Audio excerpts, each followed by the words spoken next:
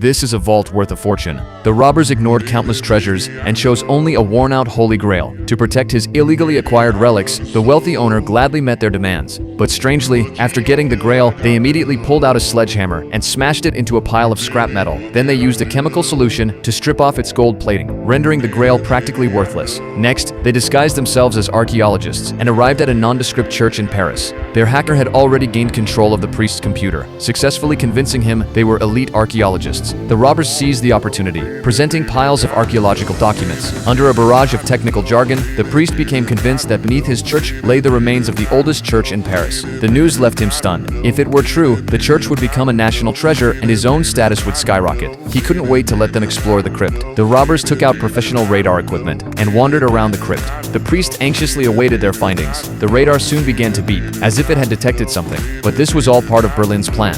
An amateur in archaeology would never understand the radar screen. But as a normal person, the priest would keep watching their expressions. If he saw uncontainable excitement in their faces, his guard would immediately drop. He'd believe his church was about to make history. If they struck at that moment and introduced a hint of uncertainty, saying the radar results weren't conclusive, the priest would become even more eager. He begged them to start digging, to find definitive proof of the ruins. At that moment, it was time to use the Grail. While the priest went home for dinner, she took out the Grail and buried it in a prepared pit. Then she staged the site to make it look like a legitimate dig. The priest was invited back to the crypt. The robbers carefully unearthed the Grail. When the priest saw the freshly unearthed artifact, he was overjoyed. He had seen this style of bronze in books. Berlin pressed the moment. To unearth the full ruins, it might take a month and require some heavy machinery. The priest gladly agreed, even helping them apply for parking permits. After completing all the procedures, the robbers had completed the first step of their grand heist. In fact, beneath this church was a tunnel leading to central Paris, spanning a total of 300 kilometers. Their true target was the Royal Auction House, just 50 meters from the crypt. In a few weeks, all the royals and aristocrats of Europe